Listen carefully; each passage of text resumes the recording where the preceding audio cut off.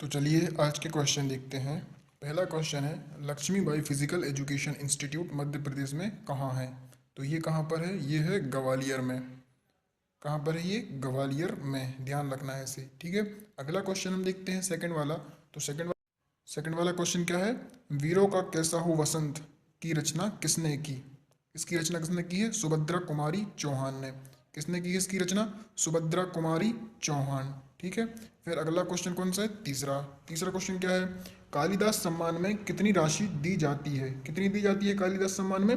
2 लाख रुपए। कालिदास सम्मान जो है मध्य प्रदेश का, उसमें कितनी राशि दी जाती है? 2 लाख रुपए, ठीक है। अगला क्वेश्चन क्या है? प्रभात जोशी मध्य प्रदेश में किस खेल में दिया जाता है अवार्ड? तो ये दिया जाता है मलखंभ में, ठीक है। ये याद रखना है। उसके बाद अगला क्वेश्चन है पांचवा। पांचवा क्वेश्चन क्या है? विश्वामित्र पुरस्कार मध्य प्रदेश में किस क्षेत्र में दिया जाता है? तो ये दिया जाता है खेल में अच्छे प्रशिक्षण के लिए। किसमें? खेल में अच्छे प्रशिक्षण के लिए ये पुरस्कार दिया जाता है, ठीक है। इसे याद रखना है। अगला प्रश्न कौन सा है? छठवा। छठवा क्वेश्चन क्या है कि कौन सा भारतीय शहर भगवान पशुपतिनाथ के शहर के रूप में प्रसिद्ध है? तो ये कौन सा शहर है? ये है मंदसौर। मंदसौर शहर भगवान पशुपतिनाथ के लिए प्रसिद्ध है, ठीक है। उसके बाद अगला प्रश्न है सातवां।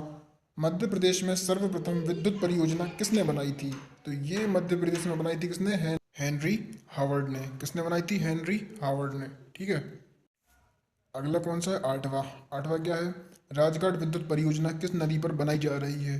तो ये जो राजघाट परियोजना है ये किस नदी पर बनाई जा रही है? ये बनाई जा रही है बेतवा नदी पर। राजघाट विद्युत परियोजना बेतवा नदी पर। बेतवा नदी पर, ठीक है। अगला क्वेश्चन कौन सा है? नौवा। नौवा क्वेश्चन क्या है? मध्य प्रदेश के किस गांव को पूर्णतः सौर ऊर्जा पर आधारित बनाया गया है? मध्य प्रदेश के किस गांव को पूर्णतः सौर ऊर्जा पर आधारित बनाया गया है? तो ये बनाया गया है कस्तूरबा ग्राम को, जो भोपाल जिले में है। भोपाल जिले के कस्तूरबा ग्राम को। भोपाल जिले के कस्तूरबा ग्राम को, ठीक है। उसके बाद अगला क्वेश्चन कौन सा है? दसवां। दसवां क्या है? हाल ही में मध्य प्रदेश सरकार ने कौन सा 7वां टाइगर रिजर्व घोषित किया है? तो ये किया है रातापानी टाइगर रिजर्व, जो कहाँ पर है? रायसेन जिले में। फिलहाल कितने हैं अभी? अभी हैं कितने? 6। मध्य प्रदेश ने ये 7वां टाइगर रिजर्व घोषित किया है। ये सिर्फ अभी स्टेट गवर्नमेंट ने किया है, सेंट्रल गवर्नमेंट से मंजूरी इसके लिए नहीं मिली है। तो जो 6 जो हैं उसके लिए भी हम देख लेते हैं कौन कौन से हैं। कान्हा, पेंच, बांधवगढ़, पन्ना, सतपुड़ा, संजय डुबरी। ये 6 आपको याद रखने हैं, बहुत ज़्यादा इंपॉर्टेंट है ये। हर एग्जाम में ये पूछे जाते हैं, ये टाइगर रिजर्व हैं, ठीक है। उसके इन 6 के अलावा ये जो 7वां अभी मध्य प्रदेश ने घोषित किया है, कौन सा? रातापानी, जो रायसेन जिले में है, ठीक है। उसके बाद अगला क्वेश्चन क्या है? 11वां। तो 11वां क्या है? मध्य प्रदेश खेलो इंडिया गेम्स 2020 में मध्य प्रदेश का स्थान कौन सा था? तो मध्य प्रदेश का स्थान था 12वां। कौन सा स्थान था? 12वां।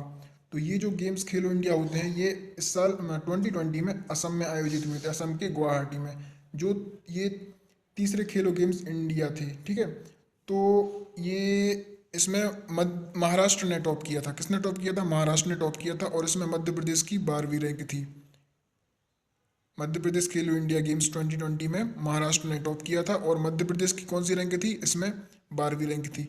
मध्य प्रदेश का इसमें 12वां स्थान आया था। ये कहाँ पर आयोजित हुआ था? गुवाहाटी में। गुवाहाटी कहाँ? असम में, ठीक है। ये याद रखना है, आने वाले एग्जाम्स में ये पूछ सकते हैं, ठीक है। उसके बाद अगला क्वेश्चन क्या है? 12वां।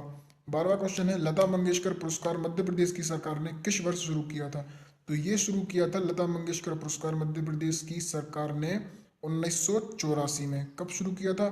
1984 में, ठीक है। इसको याद रखना है। लता मंगेशकर पुरस्कार मध्य प्रदेश की सरकार ने किस वर्ष शुरू किया था?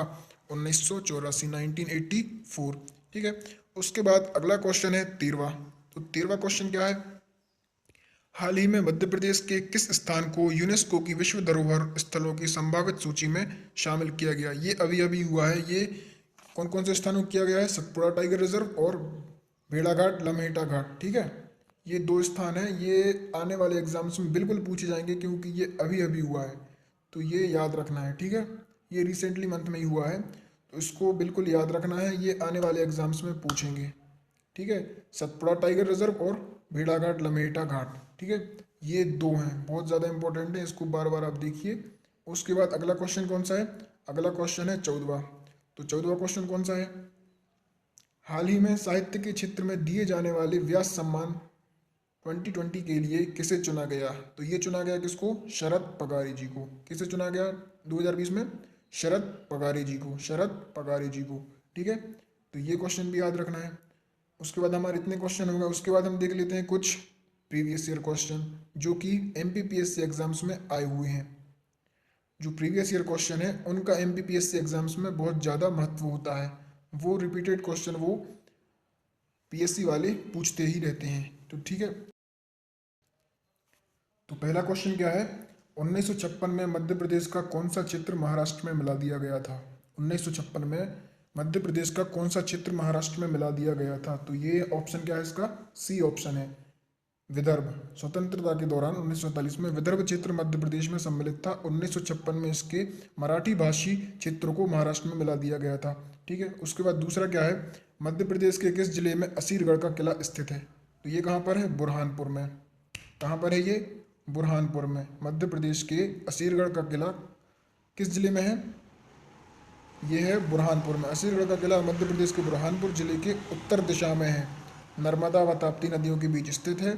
यहाँ से मौखरी वंश के 5वें शासक सर्ववर्मा का मुद्रा लेखा मिला है। ठीक है, उसके बाद अगली स्लाइड है। फिर तीसरा क्वेश्चन है, कौन सा राजवंश मध्य प्रदेश में संबंधित है? मध्य प्रदेश से संबंधित है, तो ये है कौन सा? कलचुरी। मध्य प्रदेश के प्राचीन इतिहास में कलचुरी राजवंश महत्वपूर्ण स्थान रखता है। अभिलेखों में इस वंश के राजाओं ने अपने को चंद्रवंशी माना है तथा कार्तवीर शास्त्रार्जुन की संतान बताया है। ठीक है, उसके बाद अगला क्वेश्चन कौन सा है? चौथा। तो चौथा हम देख लेते हैं कि किस वंश ने ओरछा को बुंदेलखंड की राजधानी बनाया था? तो ये बनाया था बुंदेला वंश ने। ठीक है, ओरछा राज्य की स्थापना 16वीं सदी में बुंदेला राजपूत रुद्र प्रताप ने की थी। ठीक है, उसके बाद हम अगली स्लाइड देखेंगे। पांचवा क्वेश्चन, ग्वालियर राज्य की स्थापना किसने की थी? तो ये की थी महादजी सिंधिया ने। ठीक है, ग्वालियर मराठा संघ के अंतर्गत ग्वालियर राज्य की स्थापना 18वीं शताब्दी में महादजी सिंधिया द्वारा की गई थी। ठीक है, ये सारे प्रीवियस ईयर क्वेश्चन है, 2005 में ये आया हुआ है, तो ये क्वेश्चन हमें देखने हैं। ठीक है, उसके बाद छठवां क्वेश्चन क्या है? मंडला राजधानी थी किसकी थी? गोंड की। मंडला गोंड की राजधानी थी, यह जबलपुर के पास स्थित है। यहाँ की शासिका महोबा की चंदेल राजकुमारी दुर्गावती थी। गोंडों का राज्य गढ़कटंगा कहा जाता था। ठीक है, तो ये हमें देखना है। ये सारे क्वेश्चन आए हुए हैं। ये कब आया है? ये एमपीपीएससी प्री में आया हुआ है 2010 में। ठीक है, तो ये सारे क्वेश्चन जो हम करवा रहे हैं ये प्रीवियस ईयर क्वेश्चन है और ये आने वाले एग्जाम्स में बिल्कुल पूछे जाएंगे, आ सकते हैं, इनकी पूरी संभावना है। ठीक है, अगली स्लाइड क्या है? अगला क्वेश्चन है सातवां, हिंडोला महल कहाँ पर है? हिंडोला महल कहाँ पर है? मांडू में। हिंडोला महल का निर्माण 1425 ईस्वी में हुसंग शाह ने मांडू में करवाया था। यह महल स्थापत्य कला का सुंदर नमूना है। ठीक है, उसके बाद आठवां क्वेश्चन क्या है? मध्य प्रदेश में अवंती किसे कहा जाता था? ये तो नॉर्मल क्वेश्चन है, सबको पता होता है जो पीएससी की तैयारी कर रहा है। ये कहा जाता था उज्जैन को। उज्जैन का प्राचीनतम नाम अवंतिका था। ठीक है, उसके बाद ये जो नीचे जानकारी दी हुई है ये आपको पढ़नी है पॉज करके। ये सारे प्रीवियस ईयर क्वेश्चन हैं, ये पिछले एग्जाम्स में पूछे गए हैं। और ये वाला आठवां क्वेश्चन कब आया था? एमपीपीएससी प्री 2004 में। और ये सातवां आया था एमपीपीएससी प्री 1994 में। तो ये सारे जितने भी क्वेश्चन हमने अभी करवाए हैं ये प्रीवियस ईयर क्वेश्चन है।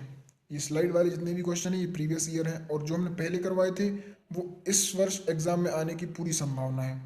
तो ये बहुत ज़्यादा इंपॉर्टेंट है। अगला क्वेश्चन क्या है? नौवां, मध्य प्रदेश का ऐसा पर्यटन स्थल जो अपने मंदिरों के लिए प्रख्यात है। इनमें से बाघ, उदयगिरी, मांडू।